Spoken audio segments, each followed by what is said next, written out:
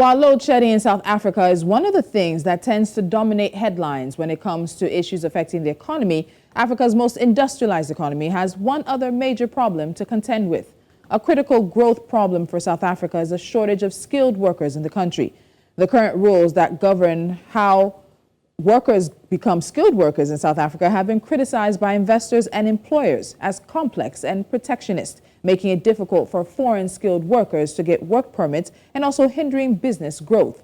Between 2014 and 2021, only 25,298 skilled work permit visas were approved, according to a report prepared for the presidency. More than half of these applications were rejected on grounds including errors in the complex application process. Now, to simplify the existing work permit regulations, 8 recommendations have been submitted for consideration, including a points-based system where work permits would be granted based on minimum education and salary criteria. Joining me now is Xhanti Payi, economist and senior manager with PwC South Africa. Xhanti, welcome again to Business Edge. Thank you so much for joining me. It's wonderful to be with you again today. So this report was released to the presidency and I guess then released by the presidency just around April. And what it shows is that South Africa is dealing with another challenge beyond load shedding. And that challenge is, again, an acute shortage of skilled workers. So when we look at this, many South Africans might be shocked to hear this because there's this persistent conversation and debates in the country around immigrant workers, illegal workers, workers taking non-South African workers taking South African jobs. But let's sort of paint a picture because President Cyril Ramaphosa is taking this so seriously, he sees it as the second problem after load shedding. So paint a picture for us of what the skilled or the critical skills situation is in South Africa. I think that perhaps an important context to this, of course, is South Africa's history and failure, obviously, by a period of time of people having a decent education. So we know that during apartheid, a lot of the black majority were kept out of good education and certainly of studies such as mathematics and science. But also the socio-economic environment is difficult in the sense that even when young people, for example, go to primary school, they find, for example, that they struggle to cope because of their home environment. So that's one area that has led to this problem. And of course, as you are saying, it's an ironic problem given the fact that there's such high unemployment that at the same time there's a shortage of skill.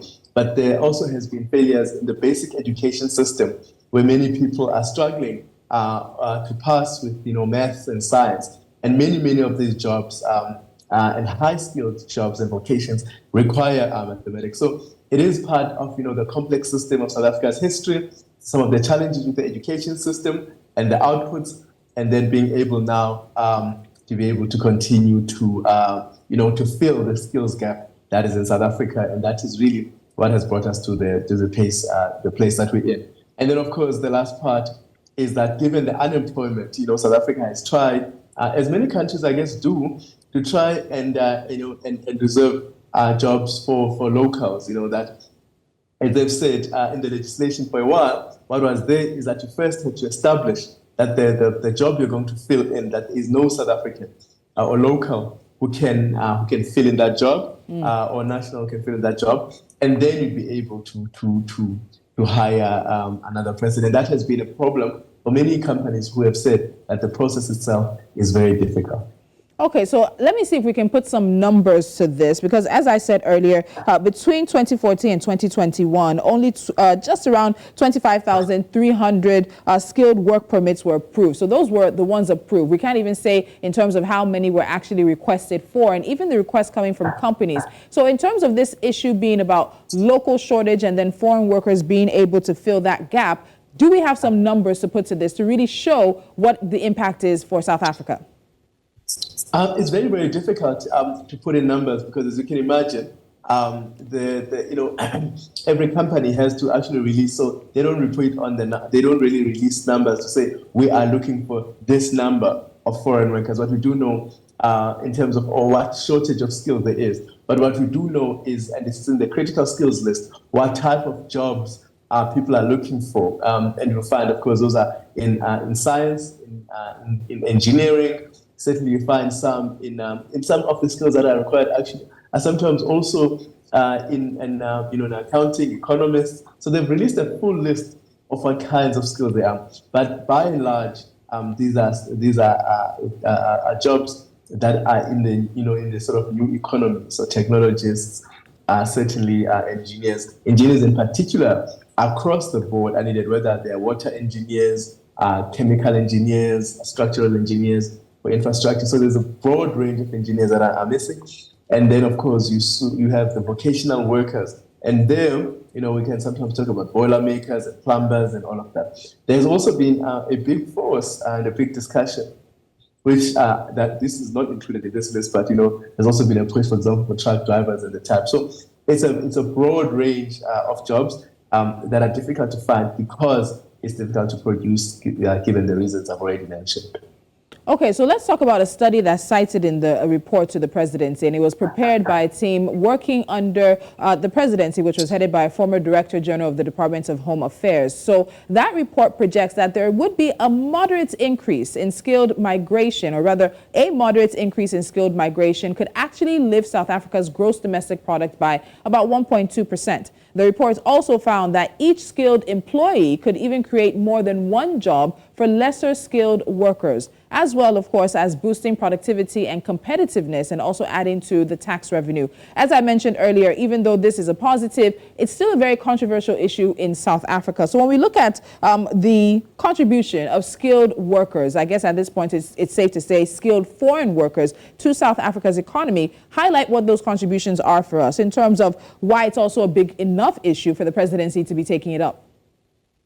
Look, I mean, I think that the importance here, and we spend a lot of time talking about whether they are skilled foreign workers or local workers. The real deficit is in skilled workers. And so whether they are foreign or they're local isn't really the important thing. Because remember, if we think, for example, about what you introduced, this discussion with around the problems at Eskom, for example. Eskom will say, they have a shortage of skills themselves in some of the key competencies that they need, engineers being a very, very big one.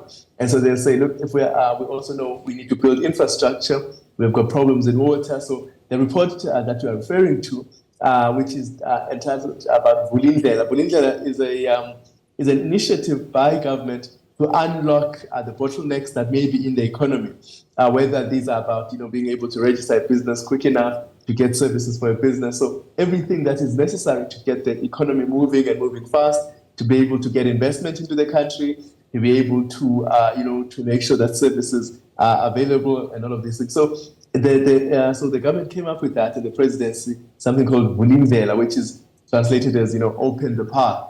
And certainly what they're trying to do is to make sure that we unlock the bottlenecks. And what is important then about skills, but they are a very important part of that, because of course skills are very important across a number of challenges that may be faced by the country.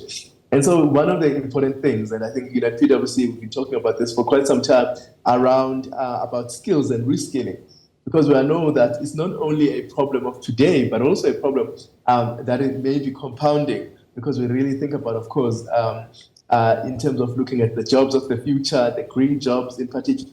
We all know that these are very, very important discussions that not only talk about the skill shortages of today, but the green skills that are necessary. Yes. And there, if you think about it, research has shown that we are probably looking at jobs that we could actually create for about 460,000 by 2025.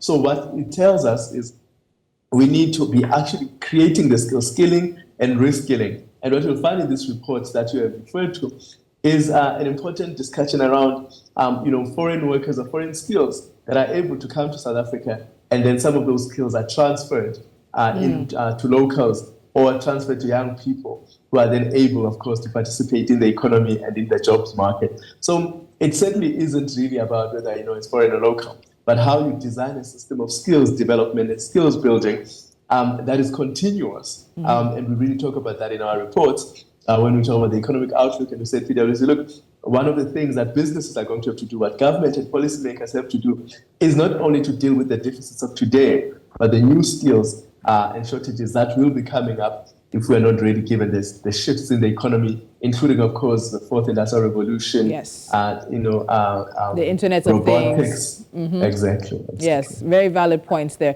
And as you were talking on the screen, we put some of the recommendations. So I want to go back to that now for you so I can hear your thoughts on that. So until recently, we know that applicants for a critical skills visa would need to meet some 22 requirements. And while processing a work visa in South Africa was said to take about some 48 weeks, that's almost a whole year or even more. When you compare that, in Kenya, it looks to be a maximum of 12 weeks and just about 8 weeks here in Nigeria. Now, there are 8 recommendations that have been put out to simplify the rules that govern the work permit. Xhanti, because of time, we can't go into all 8, but what I'd like you to do, even as we just show the audience the 8 we have, what do you think the biggest 3 are, or the 3 that will make the biggest difference when we look at this skilled conversation or this skilled workers conversation that South Africa is currently having? I mean, look, one of the big things that we've had for a very long time has really been, and I think this is, is referred to, and this is the reason why we have somebody who came from Home Affairs, so from the Department of Home Affairs, Mr. Msimang, who's been leading this process, really has been talking about actually, obviously the processes that are in the departments themselves. So I think one of the key things, obviously, is the backlogging of the backlog. So we have to actually work on that. So it seems that, one of the key things perhaps that we need to talk about is maybe conscientizing South Africans around these kinds of needs and being able to move faster than we've moved, because we do tend to move very, very slowly on recommendation. Okay, what else? That's one, because I even noted that one of the recommendations even has to do with computers and, of course, making this into an online process versus a manual process, and even increasing the speed of computers that are used in this situation. Infrastructure is a very, very big thing, and I think one of the things that and infrastructure and processes, and also then the connecting of systems between the different departments, that has been a very important thing, because remember, that one of the things that you want if you're going to succeed is that different processes must speak to each other. This has been a problem not only in the skills space in terms of bringing in skills. It's been a process and a problem even in terms of tourism, tourism visa. So systems, infrastructure, in making sure that you've got the right kinds of systems and those systems are communicating with each other. That's certainly that you're going to have this, a more seamless process. And one of the things that we haven't had has been that, because also sometimes we'll have issues with that, there's a Department of Home Affairs and Foreign Affairs having to deal with that, Department of Labor. So all of these things are important in terms of making sure that all our systems and the infrastructure works in such a way that everything connects to each other. And then, of course, very, very much, very important, in South Africa, we've been talking about this thing as a capable state, that the people who are actually doing the work are themselves capable. Because remember, there's always going to be human intervention. And one of the things that has been obviously difficult for quite some time has been the skills and the capacity of people who are processing these things and their ability to be able to do that. But certainly a systematic approach is critical. So I need to ask from a business sense, because in all the reports we seem to be reading into on this, businesses, particularly foreign investors or foreign businesses that want to do business in South Africa, this has been a major obstacle for them. It's a bureaucratic system of red tape. It's been a problem. Directors, they're not able to bring in directors from abroad, which for them becomes a bigger issue. So in terms of the business community, where are they feeling out on this whole thing? How has this been of concern to them? Look, it's been a very, very concern. And one of the things that we've been discussing, because remember also this situation has social impacts and, destabilizing impacts. And one of the things we've talked about at PwC is actually the role of business in collaborating with the public sector, with government, in terms of skills development, in terms of supporting the education system, because part of these things then become social issues. And that will affect businesses and business viability locally. So what is very, very important for business, of course, they recognize themselves that they need to skill and reskill, but that they do that in a very good way in terms of also communicating between communications and cooperation between universities and training institutions, the public sector, government, and business themselves, working together in terms of what they can do to actually increase and accelerate the skills output and the preparedness of South Africa to be able to continue to provide skills that business needs. Because in terms of, in many of these skills, while we may be wanting to import them, some of them are not even available in the international environment. So it's one thing to think about today and what is missing today.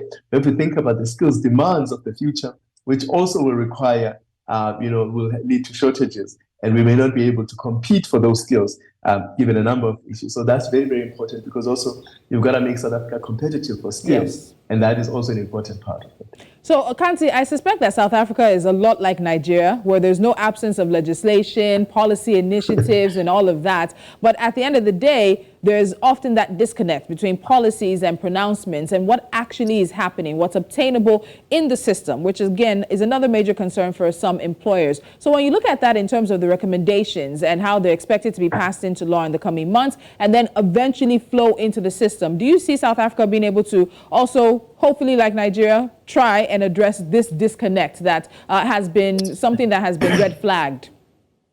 That's a critical question, and I think one of the things that this report is about is to open the space between, or to close the gap between the policies itself and then the implementation. So remember when I was talking about the capacity or the capability of the state, that is one thing to pass legislation and allow the rules to be able to support the work. What we need to do then is to make sure that the systems exist to be able to implement that legislation, that the people are capable and they understand. Because remember, you are going to, after the legislation is passed, it has to be very familiar to officials who have to implement the legislation.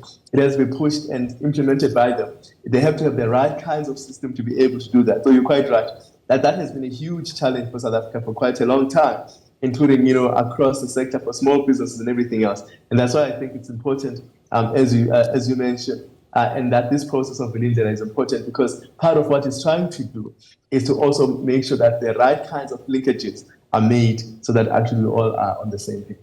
So at the beginning, with the answer to my very first question, you did sort of lay down a foundation as to how South Africa got itself into this position. And many have continued to blame this work permit system that wasn't designed for what is now a skills-scarce country. And then also an issue with hostility towards foreign workers. So the issue of protectionism has also come up a lot. Do you think that with the recommendations, that will be adequately addressed? We won't see that hostility continue to bleed into a system that's trying to change and reform and even add value to the South African economy?